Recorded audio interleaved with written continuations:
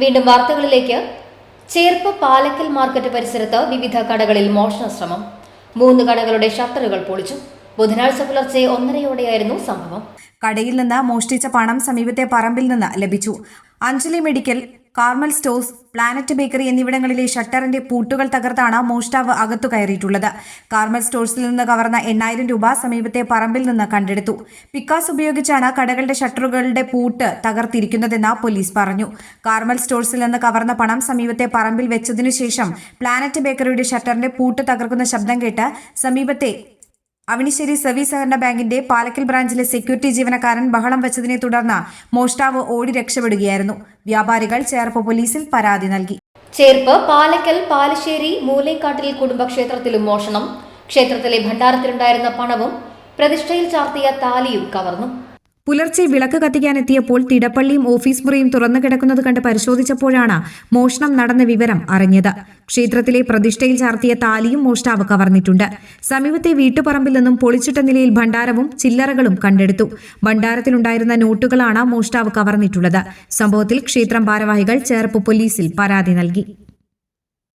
മലങ്കര ആശുപത്രിക്ക് പുറകുവശത്ത് നിർമ്മിക്കുന്ന അപ്പാർട്ട്മെന്റ് നിർമ്മാണത്തിനായി കൊണ്ടുവന്നിരുന്ന 58 ഇരുമ്പ് കമ്പികൾ മോഷണം പോയി.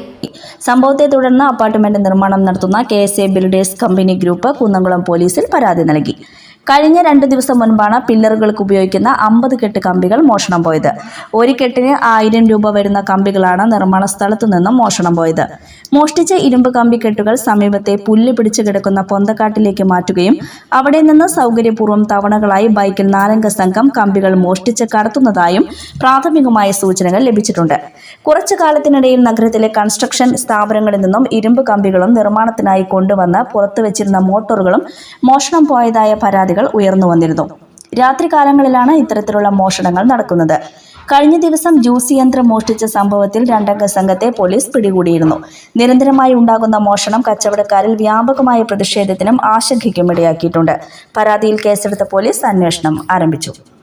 നവകേരള സദസ്സ് നടക്കാനിരിക്കെ കൊടുങ്ങല്ലൂരിൽ കോൺഗ്രസ് നേതാക്കളെ പോലീസ് കരുതൽ തടങ്കലിലാക്കി. Congress Kodungallur block president ES സാബു, സനൽ സത്യൻ, സുനിൽ കളരിക്കൽ, സന്തോഷ്, ഷിയാസ്, വിനോജ് കുമാർ എന്നിവരെയാണ് കൊടുങ്ങല്ലൂർ പോലീസ് കസ്റ്റഡിയിലെടുത്തത്. നഗരത്തിലെ ഹോട്ടലിൽ ചായ കുടിക്കുന്നതിനിടയിലാണ് രാവിലെ 11 മണിയോടെ ഇവരെ പോലീസ് കസ്റ്റഡിയിലെടുത്തത്. ഇന്നത്തെ സ്വർണ്ണവില നിങ്ങൾക്കായി അവതരിപ്പിക്കുന്നത് മംഗല്യ ഗോൾഡ് ആൻഡ് ഡയമണ്ട്സ് 3 പീടിക. പ്രധാന വാർത്തകൾ ഒരിക്കൽ കൂടി.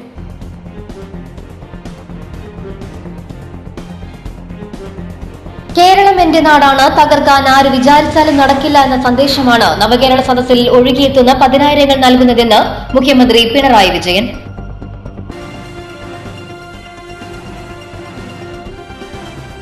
കയ്പമംഗലത്ത് മുഖ്യമന്ത്രിക്ക് നേരെ കരിങ്കൊടി വീശി.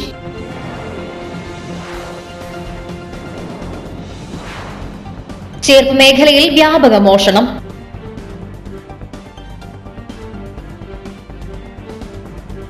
ഇതോടെ വാർത്താ ബുള്ളറ്റിൻ പൂർണ്ണമാകുന്നു. നമസ്കാരം.